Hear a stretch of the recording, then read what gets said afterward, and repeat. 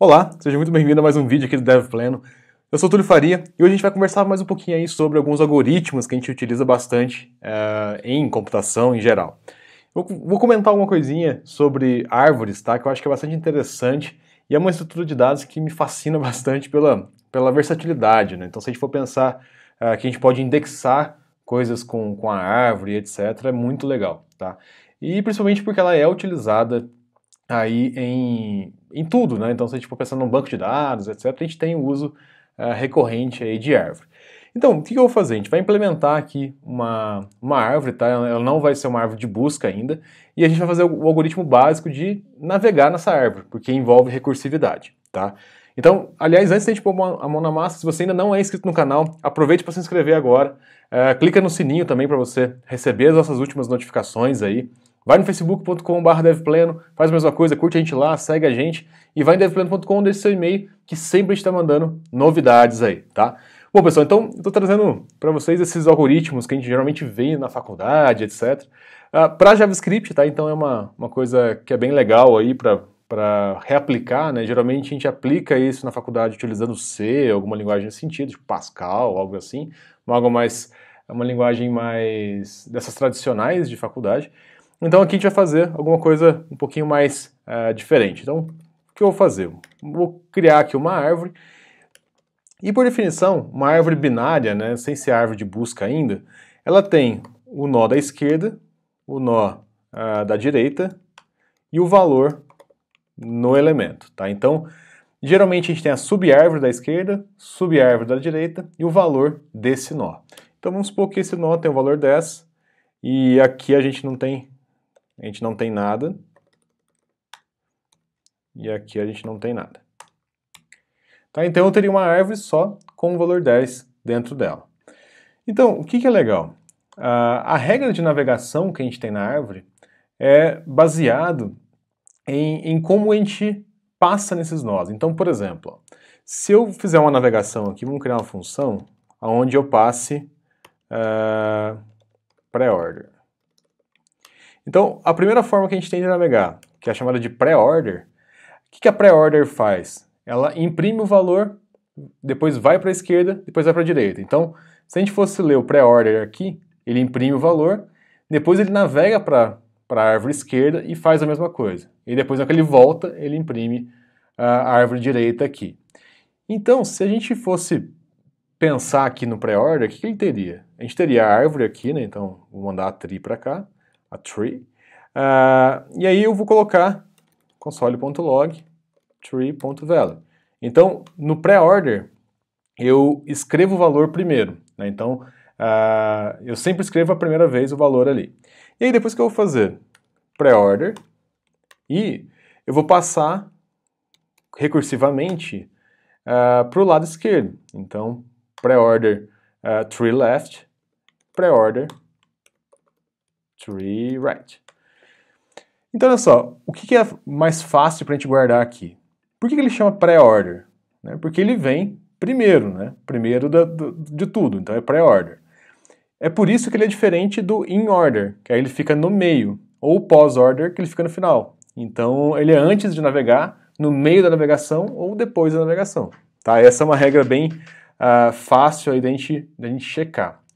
E o que a gente pode fazer? A gente pode ou checar se aqui é vazio, por exemplo, então a gente pode fazer isso aqui, tree.left, dois vezes comerciais, e tree.right, dois vezes comerciais. Então, se esse cara for verdadeiro, né, se ele for um truth, né, que é em JavaScript, então se ele é um dos valores que é convertido para verdadeiro, então ele tem alguma coisa dentro, ele vai navegar para o lado esquerdo. Se ele for a mesma coisa aqui, ele vai navegar para o lado direito. Então, se eu chamar aqui pré-order e passar a árvore, vamos ver o que acontece. Ó. Node tree, ele imprimiu o valor 10. Então ele nem navegou nem para a esquerda nem para a direita. Vamos fazer alguma coisa aqui do lado esquerdo, só para... Então, do lado esquerdo, o que ele vai ter? Ele vai ter um outro nó do lado esquerdo, com undefined, um outro nó para o lado direito, com... vamos colocar aqui um valor aqui dentro, value 3. E o valor desse nó vai ser 2. Vamos ver o comportamento do algoritmo agora. Então ele imprimiu 10, tá certo, ele imprimiu o primeiro nó para mim, que é o 10. Aí depois ele foi para a esquerda, né, que é aqui, ó. Foi para a esquerda, entrei na esquerda, e aí ele imprime o 2. Aí ele na esquerda não tem nada, aí ele vai para a direita e imprime o 3. E aí ele volta e tenta para a direita que não tem nada. Então olha que legal. Esse é o pré-order, né? Então ele começa antes de todo mundo. Vamos pegar agora o in order. Então o in order, qual que é a única diferença? O console log aqui ele vai vir no meio. E aí a gente troca aqui também para in order. E aí, ó, in order, árvore. A gente pode fazer aqui também console.log, in order. E aqui console.log, pré-order. Então, ó, vamos ver o que aconteceu agora. Olha que legal o in order. Aliás, o in order mesmo. Então, o in order que ele faz? Ele vai para a esquerda primeiro, vamos olhar aqui a nossa árvore. Vai para a esquerda primeiro, aí ele tenta ir para a esquerda de novo, não consegue. Aí ele visita esse nó 2. Aí ele vai para a direita e tenta para a esquerda, não consegue. Visita esse nó 3, vai para a direita, não tem nada. Aí ele volta. Aí ele vem, imprime o 10, tenta ir para a direita, não tem nada. Tá? Então, o que é o mais importante que eu acredito aqui? Deixa eu colocar até esse cara aqui para baixo, ó, que é a execução. Como que a gente guarda os tipos de navegação? Pré-order, escrevo primeiro. In order, escrevo no meio. E o pós-order,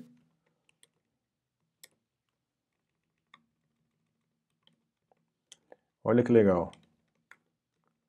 Vou trocar aqui. E aí a única diferença, esse cara vem para o final. Tá? Então o pós-ordem, ou pós-order aqui, ele vem depois de navegar dos dois lados, nas duas subárvores, né? Então olha que legal. Então ele navega em todo mundo primeiro para depois escrever o valor. Então ele vai para a esquerda, depois ele vai para a direita, aí depois ele valida. Então ele vai para a esquerda aqui, depois ele vai para a esquerda de novo, não tem nada. Vai para a direita, coloca o valor, 3, volta, aí sim ele coloca o valor desse cara, 2, aí ele volta para a direita, não tem nada, e aí ele coloca o 10. Tá, então, o que é legal desse tipo de algoritmo em árvores, né? A gente saber essas 3 navegações. A gente saber que pré-order é antes, né? Então pré, in no meio e pós no depois, ó. Outra coisa que é importante, como é recursivo, eu preciso saber qual é o meu passo base, né? Então, o que é um passo base? É aquele passo aonde nenhum desses dois vão ser executados, tá? Então seria quando eu chegar no left e no right não ter mais nada para fazer, né? Ou não ter ninguém para navegar. Então, por exemplo, chegar igual aqui, eu cheguei no right, ó, que ele não tem nem left e nem right. Então eu mato a recursividade. Então é muito importante a gente ter o passo base. Tá? Então o mais importante desses algoritmos de navegação de árvore, saber quando eu visito o nó, a ordem dele, se é pré, in ou pós, e o passo base, que é o passo que permite eu começar a retornar esses valores, né? Porque eu abro muita recursividade e eu preciso voltar essa recursividade aí para funcionar, tá? Pessoal, com o JavaScript fica muito simples a navegação em árvore, né? Então, vocês percebem que a gente constrói uma estrutura como um object normal. Depois eu vou mostrar para vocês como que a gente faz inserção e tudo mais em árvores de busca, né? Que é aquela árvore que a gente segue uma regra de colocar o elemento menor para o lado esquerdo e o maior para o lado direito, tá bom? Mas aqui é só para até uma curiosidade, né? Tem quem está aprendendo programação agora ou quem já aprendeu programação para a gente dar uma relembrada, uma revisitada, né? Que o pessoal fala em inglês, né? Revisit. Então a gente dá uma relembrada de como que funciona essas estruturas de dados que a gente pode utilizar ainda hoje, né? É bastante comum, geralmente é abstraído para a gente, né? Então a gente não precisa utilizar isso com tanta frequência, mas é importante a gente lembrar que essas estruturas também ainda existem e a gente pode, em alguma situação muito específica, tirar proveito delas. Bom, pessoal, é isso. Qualquer coisa, curte o vídeo para chegar em mais pessoas esses vídeos. Comenta o que você achou, tá? E eu vejo você no próximo vídeo. Até lá!